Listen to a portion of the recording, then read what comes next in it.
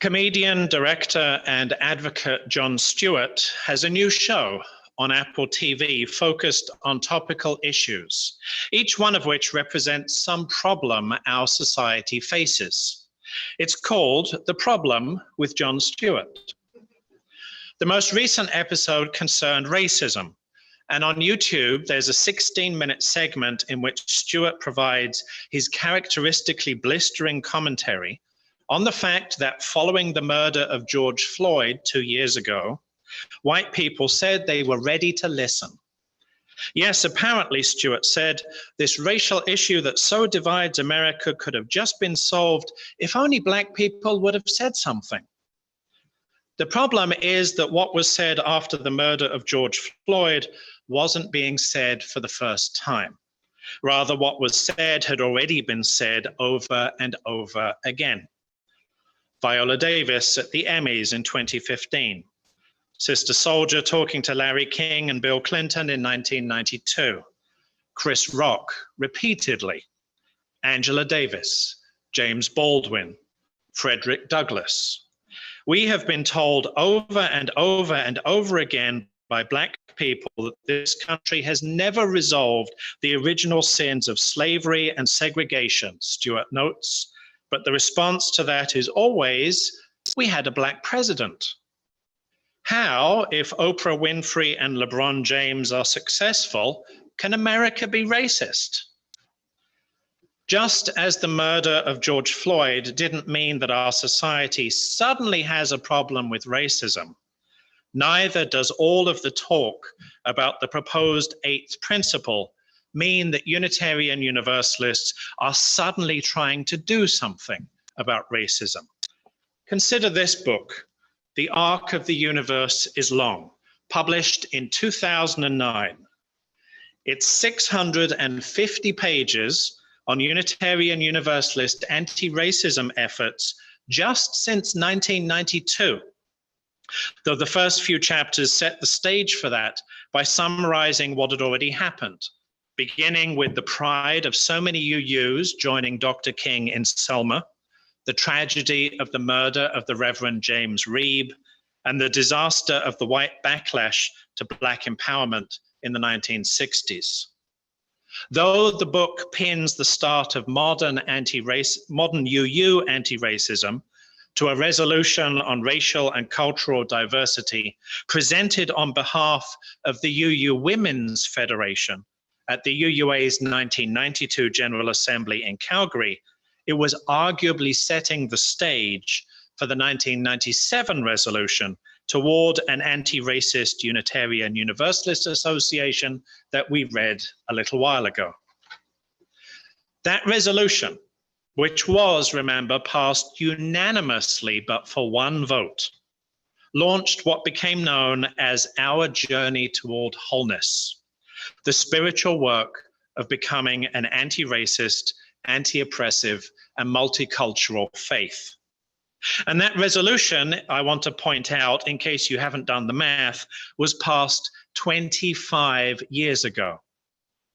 In other words, we've been on this journey to the promised land for an entire generation. And so it's entirely reasonable to ask, are we there yet? Why aren't we there yet? In fact, the GA Youth Caucus asked just that a few years ago at the 2016 GA in Columbus. The Youth Caucus, by the way, is one of a number of identity-based groups that meet together during GA to talk about issues from their perspective. And the Youth Caucus has frequently offered a particularly prophetic voice to the older generations at GA. Well, as the name suggests, the UUs in the Youth Caucus are high school age, which means that nobody in the Youth Caucus at the 2016 GA in Columbus had even been born when Toward an Anti-Racist UUA was passed almost unanimously at the 1997 GA in Phoenix. Think about that. An entire cohort of UU youth had been born and grown up since their elder UUs made a major commitment to the spiritual work of becoming an anti-racist, anti-oppressive, and multicultural faith. There were other things going on at the time, but I don't think it was any coincidence that in 2016, as the oldest of those youth were poised to become adults, that they asked for some accountability. Specifically, the resolution that the Youth Caucus drafted and that the congregational delegates approved required that the UUA's Board of Trustees start issuing annual reports on our actual progress toward an anti-racist UUA. Passing a statement the year before in support of the Black Lives Matter movement was all well and good, for example, but what were we actually doing to act on that? It's not hard to compare efforts to become anti-racist with efforts to become LGBTQ inclusive. After a 1989 report found widespread anti-gay prejudice and homophobia across UU congregations, the Welcoming Congregation program was launched that same year by vote at the General Assembly in New Haven, Connecticut. A Welcoming Congregation handbook was developed and released the following year, offering 10 workshops and other resources for helping congregations take intentional steps to welcome people of all sexual orientations. Over the next 12 years, subsequent editions of the handbook were more inclusive of sexual identity and considered the intersection between race and sexuality too. To date, about 2/3 of all UU congregations have been certified as welcoming congregations, including the UUFP. And there's now a program to renew welcoming congregation status as well. Or consider the Green Sanctuary program that focuses on sustainability, earth-centered practices, and environmental justice. Independent from the UUA at first, that began in 1991 as something called the Seventh Principle Project, though the certification program for UU congregations, modeled on the Welcoming Congregation program, didn't begin until 2002. To date, about 1/3 of all UU congregations have been certified as Green Sanctuary congregations, and there's also a program to renew Green Sanctuary status. The UUFP could have been certified as a Green Sanctuary many years ago too, but it turns out that we're better at doing the work than we are at doing the paperwork about the work. In other words, Journey Toward Wholeness, Welcoming Congregation, and Green Sanctuary all got started around the 1990s, but that's about all they have in common. While Welcoming Congregation and Green Sanctuary grew into detailed programs for congregations that wanted to do the transformative work of truly living our principles, with hundreds of UU congregations having been certified or recertified, I simply do not understand why that didn't happen with Journey Toward Wholeness too. Oh, it's not that nothing was happening.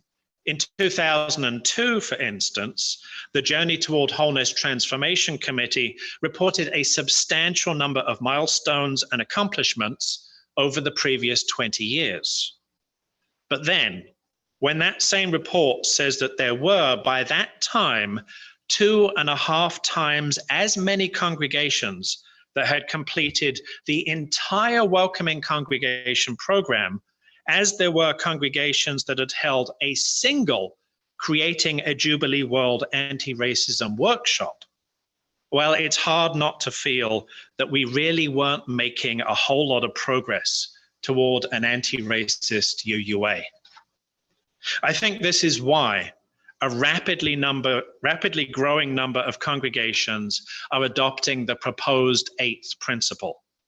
In fact, 156 UU congregations have adopted the proposed 8th principle in just 5 years, most of them in the last 2 years, which already exceeds the number of congregations that held Jubilee workshops.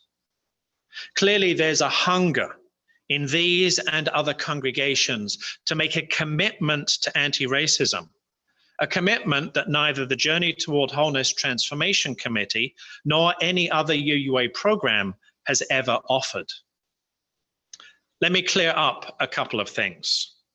First, the UUA is an association of congregations. It is not a denomination that sets policies and tells congregations what to do from the top down. Rather, it is UU congregations that tell the UUA what to do from the bottom up. And there's very little that UUA staff can actually do without being given direction by congregational delegates at General Assembly. The UUA is not the authority. It's UU congregations like ours who have the authority. Second, the proposed eighth principle did not come from the UUA. It came from a grassroots group of UUs in mid-Atlantic congregations, and the recommendation that the UUA adopt it first came from the UU Church of the Restoration in Philadelphia. From what I've seen, the UUA itself has been very careful to remain neutral on the subject of the proposed eighth principle. The only official statement by the UUA that even mentions it is in the charge to the Article 2 Study Commission that is reviewing the part of the UUA's bylaws that include the principles and purposes, instructing the Commission to include in its considerations and deliberations the clear call at the 2017 GA in New Orleans for the inclusion of another principle, explicitly calling us to be committed to active anti-racism. However, the Commission had already been told that our UU commitment to anti-oppression, anti-racism, and multiculturalism should be centered in any revision of the principles and purposes. Furthermore, the Commission is free to revise, replace, or restructure them as needed. And there is nothing sacred about the number of principles or sources, nor their specific wordings. Did you hear that? There is nothing sacred about the number of principles or sources, nor their specific wording. The Article 2 Study Commission has been given the freedom to be creative, to come up with principles and purposes that are inspirational, memorable, and poetic, inclusive and welcoming, and explicitly anti-racist. Broad statements of our UU principles and purposes, not detailed programmatic or implementation plans. This is why I am not at all hung up on the wording of the eighth principle or even the fact that it's been proposed as a principle. The wording will become inspirational, memorable, and poetic. It's probably not going to be its own principle, and it's almost certainly not going to be number 8. So what's left when you cast off all the pieces of this that simply don't matter? What's left is what does matter, which is a commitment to anti-racism, a commitment that UUs have made again and again, most notably by an all but unanimous vote of 3,000 congregational delegates 25 years ago.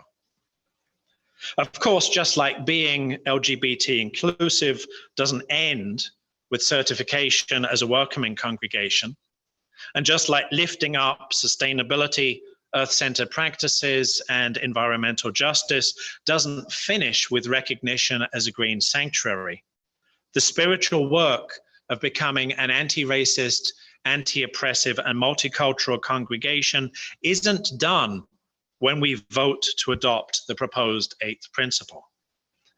So I encourage you to prepare for that.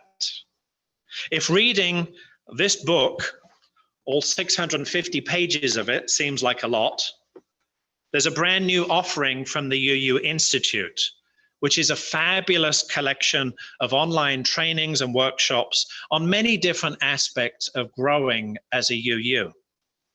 The new program, which just came out on Thursday, is built around interviews with trainers Latricia Keller, the Reverend Mel Hoover, and Dr. Leon Spencer, who was one of the authors of the book and whom some of you know as one of the beloved elders of Southern Unitarian Universalism. It's called The Journey to Jubilee, Stories of Anti-Racism Efforts at the UUA. And it's $15 to register for it. I don't want the cost to prevent anyone from taking this excellent program, though, and I know it's excellent because I did most of it yesterday. So please let me know if I can gladly pay the registration fee for you. And yes, those of us who are white need to listen and keep listening to people of color.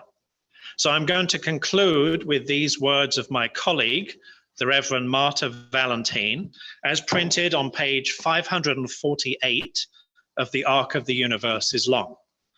This is called, We Are Trying to Tell You. People of color have been trying to tell UUs how to keep us here. Do you hear us? Are you listening? It seems we are using the same words, but not speaking the same language.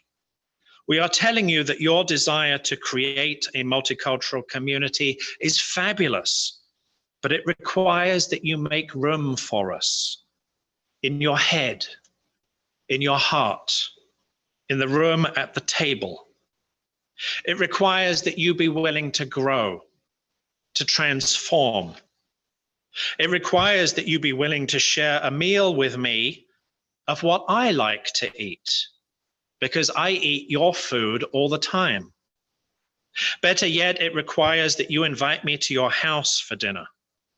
It doesn't matter if we eat your food or ours, only that you invite me into your space. People of color have been trying to tell UUs how to keep us here for decades. We are trying to tell you that all your good efforts, without doing the analysis, have only served to maintain the status quo. Do you hear us? Are you listening? And when you bring us in without doing the work of learning the analysis, all you accomplish is status color. And you wonder why this multicultural world you are trying to build isn't working, manifesting, colorizing. It reminds me of those rainbow-colored plastic sheets we used to put on the TV before real color TV came along. Are you listening when we tell you that we have pulled up our socks, grabbed the bull by the horns, carried our weight and yours? Do you hear us when we tell you that we take our 7 principles seriously? They are our system of accountability to the interdependent web of all humanity and sentient beings. If it were up to us, we would make the last principle our first. For how we are connected to each other is far more important than who we are as individuals. There, I said it. I went against our individualistic suit of armor to acknowledge that we are socialized into group identities. The people of color in the UU world are offering you a new language to create a new world, but you must get out of your individualistic heads and feel us. Feel that what we bring is more than words, feel that what we bring is more than trouble. Understand and accept that we bring a multitude of opportunities to create a multicultural world that has yet to be lived. We bring the delicious diversity that so many crave. We bring a notion of a world that is truly equal. We bring you to you in unimaginable ways of which we've only had inklings so far. And when you hear us, when you listen, when you feel us, you bring us to us. The people of color are trying to tell UUs that all love is the same, but it must be expressed truthfully. May it be so.